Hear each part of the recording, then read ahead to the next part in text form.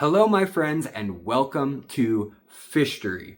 I'm Alexander Williamson, and today we are going to talk about the top 3 questions you must ask yourself and have an answer to if you want to keep your aquarium most efficiently, most happily, at the best deal, spending your money possible, and in the most ethical way to be treating these incredible creatures. So, we can use a lot of metrics to decide how we're going to keep our aquarium. Is it going to be we're going to decide on a budget first, or we're going to pick a species first? Is it going to be that we already have a tank and therefore we need something that can live in a tall tank or in a really long tank? There are a lot of things that could determine this. But in this video, I'm going to give you the 3 that I think are the very best questions, in that they will help you decide whether you've been in the hobby for 40 years or whether you're brand new at the hobby and you've never set up a tank before. They will help you decide what the best situation and setup is for you. All right, so get yourself a pen and a pad of paper, and hopefully today, right now, we can plan out what it is you're going to need for your aquarium and what research and time you're going to need to spend in order to pull this off, so that you have a tank that you can enjoy the most amount possible while spending the least amount of money possible and getting the most amount of enjoyment hourly, daily out of this incredible hobby we call fish keeping. If you've already started the process, you've already aquascaped your tank and bought your plants and things, you've already got your filter, you've already got the size, you've already placed it, this video is not the best for you. This video is if you are planning an aquarium. These are the steps you can take before you go buy things, so that you don't waste money, so that you don't buy a fish that's way too hard to take care of. You know, a lot of times we see an incredible fish, just fall in love, pick it, bring it home, and it turns out that that little Oscar that was only 1 inch long, and it says, yeah, it gets, you look at it and it's in centimeters, and you say, yeah, my tank's, at least that big, it'll be fine in the long run. And sure enough, 6 months later, you realize, oh gosh, it's fighting with everyone and all my fish are getting injured and now it's got illness and that's costing me money and now I lost this fish and that fish. Well, let's avoid some of the headaches that even seasoned fish keepers, even people in the hobby for 20, 30, 40 years, end up sometimes running into. And we're going to ask ourselves 3 questions. And like I said, if you already picked out the fish, or if you have something like a limitation, for instance, some of us are disabled or have illnesses or chronic injuries. I can't carry over 20 pounds as a general rule from the doctor. Maybe you're in a wheelchair. Maybe you just work so many hours that you don't have more than 4 hours to do fish stuff total, and you already have 3 tanks. So how much time are you going to be able to dedicate? Some of these things will become hard rules, but with this video, I'm hoping you can sit down and plan out an aquarium that will fit your life ideally, so that you don't burn out, so that you don't end up essentially abusing the animal that you wanted to love and take care of and watch, that fascinating creature, so that you can have the plants, the biology, the science, and the other interesting stuff that you wanted, or breeding for profit if that's what your goal was. Sometimes you want a nature tank that has all sorts of algae and microbes and fungus and aufouks and biofilms and little springtails and isopods, all the 9 yards, a whole food web. And other times you want a completely controllable aquarium with no substrate, where you can change 90% of the water and you can change that chemistry. You can trigger spawning, you can add medication, and you don't have to worry about how it's going to interact with the shrimp or the fish or the plants or whatever else is in there. Likewise, if you pick a super difficult fish, you may find that they need ditherfish, they need brackish water, they need, there's all these things that can come out that will totally reorganize this process. So I'm hoping you haven't started the process yet.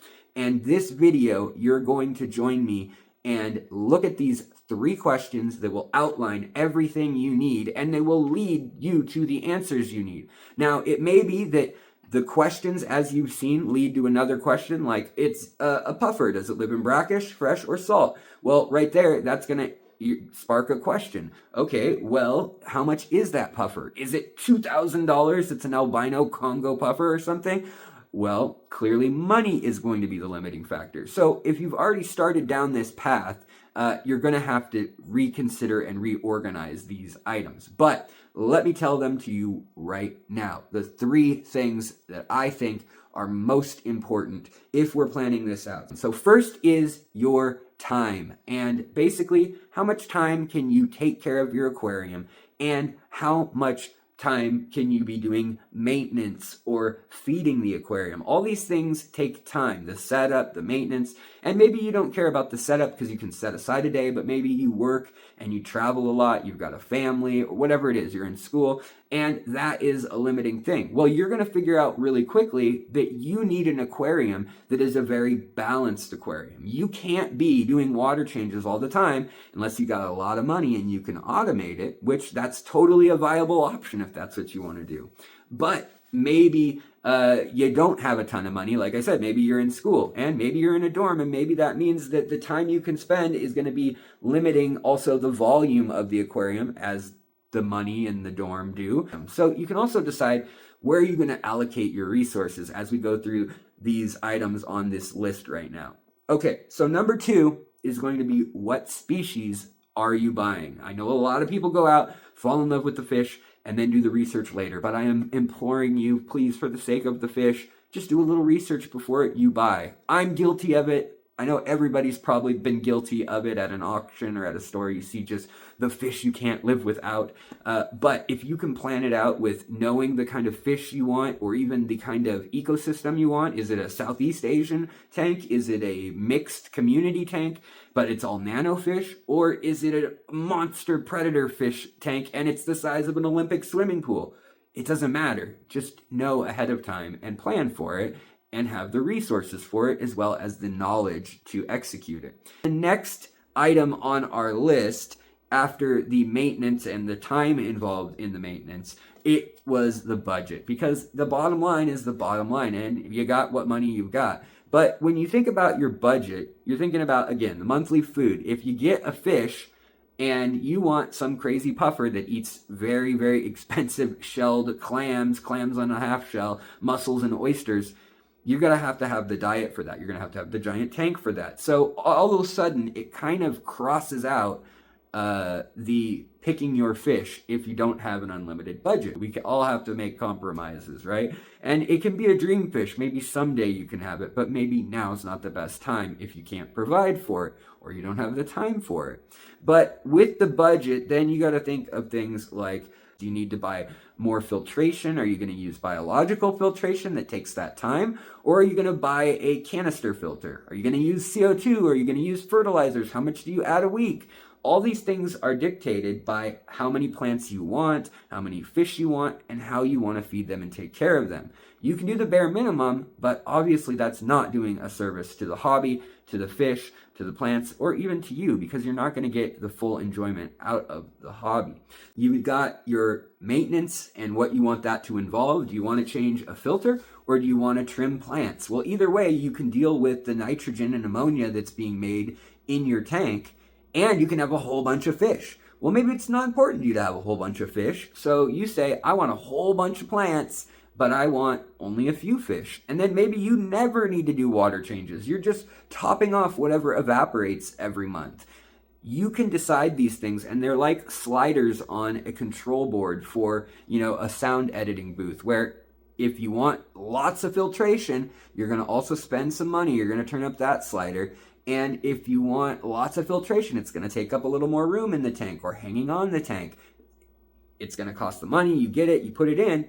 And either way, you're kind of thinking how changing one of these factors is going to drag other things along with it. And that thinking will end up allowing you to create an aquarium that you are far, far more happy with, and that your fish are far happier with, because they are safe and sound and being treated ethically. They're not in some crammed little cube or fighting all the time and not getting the food they need. So out of these things, which one is most important in my opinion? Well, it's number 1, which is how much time do you want to spend? How much time involves water changes? It involves how much time you spend researching. How much do you need to know about an ecosystem to set up a tank without a filter at all that can still process all the waste and have a whole bunch of fish and a whole bunch of plants, and you don't need to do a lot of water changes? That's quite a bit of time rather than money. You can't really skip that by throwing money at it. You simply have to learn about wall-stead keeping, anoxic filtration, deep substrates, how plants and photosynthesis work, how the ammonia cycle works, how the phosphate and all the nutrients and fertilizer cycles work. If you don't want to spend all that time and months and years as an aquarist learning that stuff, that's fine. Maybe you want to focus on breeding some specific looking guppy, and genetics are where you want to spend your time. That's important to know, and going into it, that will dictate the other two questions. So what kind of fish are you getting? Guppies. I'm obsessed with their genetics. Or bettas. I'm obsessed with breeding bettas, or angelfish, or whatever it may be. But along with that, in maintenance, with the filtration and the water changing, you also have to think about what it is that those fish are going to eat. Is it going to be provided for here, or are you going to culture live foods at your house? You're sacrificing time and resources and learning and knowledge and going and getting the supplies in the first place when that's the case. Also, initially, you have to spend the money on a fairly decent light, usually, to power a system that is going to grow plants fast enough that they eat the nitrogen, the ammonia, and the waste. Now, if you research long enough, you'll suddenly find weird loopholes, like you can use substrates that lock away the nitrogen, the ammonia, and the waste, and that feed it to the plants itself after it becomes depleted of oxygen. If you want to learn about that, you got to go learn about anoxic filtration, or deep substrate tanks, wall-stead tanks, or you're going to have to investigate the way you want to keep. Go find, the aquarium that you love, that you like, and decide, is that something I can pull off in the time that I have realistically? So beyond this, with the maintenance, you have to decide how long do you want to cycle your tank for. Are you willing to wait 3 days? 4 days? Do you want to wait a month? Will you wait 3 months for all the little microflora and fauna to get where they need to be in life and grow to a population threshold that the fish can live off of it? Same with if you want to raise mollies in here, for instance, or live bearers, they can live off the algae in your aquarium. But you're going to have to get that algae going and not have it completely overboard at the same time. Also, like I said, flower horns. They're a beautiful fish, they're a cool fish, but they are a man-made fish that's in captivity with a lot of other fish in aquarium systems where they can catch lots of diseases, and they're shipped all across the world, usually from Southeast Asia over here, and then again and again. And so do you have the knowledge and the medication to treat those fish? How much time does that take? How much do you need to learn about the fish itself or the biotope? Are you wanting to breed it? Well, then there's another huge chunk of time. But if you're enjoying it and you have the time, great. That's what this hobby is about. So the last thing that I was saying that is really important is obviously picking your fish. So the species of fish is the third most important, and you could say it's the first most important, depending on what your priorities are, because it does determine an awful lot about what you're going to be doing in this hobby to cater to that fish. Do you need fresh water? Do you need salt water? How much does it cost to go get a bag of aquarium salt? How much does it cost to add KH or GH, or to raise the TDS? To add botanicals if it's a betta or a blackwater fish. Maybe you want to breed Ultim angels and you don't want any plants in the tank because you're going to have such acidic water that the normal the bacterial filtration methods don't work, because that only works to around 6.5 to 6.3 pH. Below that, it stops, and you're going to have to do water changes or build an automated water change system, which then goes back to budget. So these three questions are very tricky in that one can default and take precedence over another. But when we're thinking of which species we want to have in our tank, you also need to think of what are they going to eat. Do they even eat, prepared food? Some things like elastomas, maybe you want a small tank on a desk, and maybe you want to not take care of it that much. Well, then the Gulf pygmy sunfish is not the fish for you. They only eat live food, and they're not going to eat whatever it is you plop in there every other day when you come to the office. And they're also not going to do well over the weekend not being fed anything alive or around in their tank. So these are all things to consider. And along with that, you want to consider the temperature of the tank. Do you need to buy a heater, or is the room itself, is it going to be in a fish room? Is it going to be in a living room or a common space? Is it going to be near a door that's drafty? how much do you need to spend on a lid, on a heater, on some sort of maybe more insulation around the base of it? And how much do you need to spend on the stand? All of that will be dictated by, if you want some giant fish, if you want like an arapaima, you're going to have a 10-foot long fish. So you're going to spend a lot on the stand. You're going to spend a lot on that. And so the type of fish can inadvertently affect everything else. And it's not just because it's big or expensive, it's because of how much care or time they require. And when I asked you how much maintenance or how much time do you want to devote to these things, then again, you think, well, then do I want to be breeding the fish? How hands-on do I want to be? Do I want a second tank or a third tank? Will I quarantine these fish? Do I want to have to learn about the medications? Or do I want to buy fish from a really reliable source, like, for instance, Dan's Fish? I believe in his work and his fish vet on staff enough to believe that they're not sending out anything that's not top-notch. And so I would rather spend the money up front on that and not spend it on the meds and have access to healthy fish with accurate information on where they're from, so that I also know the genetics and the line information are correct. If it is guppies that I'm trying to breed a specific type of, or shrimp or whatever, always get your fish from a good source. Money is something that can dictate, how much time and effort they put into it. So remember, these same factors that limit you, they limit how much care and time and energy and thought can go into taking care of the fish on their way to you as well. And that's why these factors are so important to consider and to think about when you're ordering fish from a source. Like, if it's half the price of another place, you're probably going to figure you're going to need to quarantine it. You're going to need to look after it. You're going to need to know about that fish and how different diseases impact it. So you're going to need to spend your time. And if your time is money and your time is finite on Earth, how much of it will you invest for each new species? Do you enjoy that part of it? Then great.